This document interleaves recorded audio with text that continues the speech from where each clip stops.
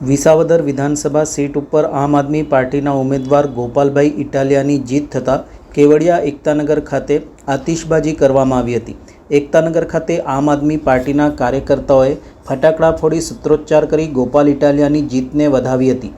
આવનાર સ્થાનિક સ્વરાજ્યની તાલુકા તથા જિલ્લા પંચાયતની ચૂંટણીમાં આમ આદમી પાર્ટીની જીત સમગ્ર ગુજરાતમાં થશે તેવી આશા વ્યક્ત કરી હતી। નાંદોદ વિધાનસભા આમ આદમી પાર્ટીના સહપ્રભારી વિક્રમભાઈ તડવીએ પોતાની પ્રતિક્રિયા આપી હતી।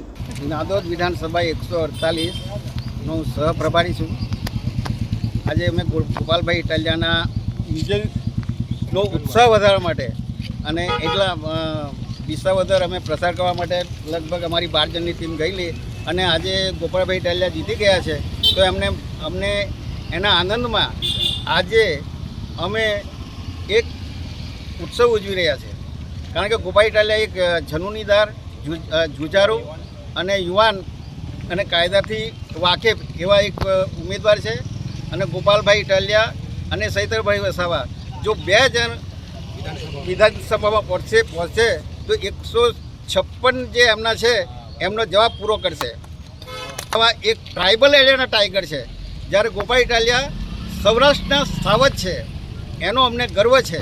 કારણ કે આખા ગુજરાત એક ગોપાલ ઇટાલિયા જ્યારે વિસાવદરમાં જીત્યા તો એકલું ગુજરાતમાં વિસાવદરની જીત નથી, એ આખા ગુજરાતની જીત છે। એ ત્યાંથી એક વિજયનો પાયો નાખ્યો છે। એટલે ગોપાલ ઇટાલિયા જે આજે વિજય મેળવ્યો છે એ 2027ની અંદર આમ આદમીની સરકાર 100% બેસવાની છે અને 6 મહિનાની અંદર જે તાલુકા અને જિલ્લા પંચાયતનું ઇલેક્શન આવે છે એમાં અમારા જે નવયુવાનો છે, આજે હું આ બધા યુવાનોને એવું કહું છું કે આપણે સૈતરભાઈ જેવા નેતા પેદા થવાનું છે। બધા કહે છે કે તમે નેતા બનો, પણ મારે નેતા નથી બનવાનું। આ મારા યુવાનો 100 નેતાઓને પેદા કરવાના છે।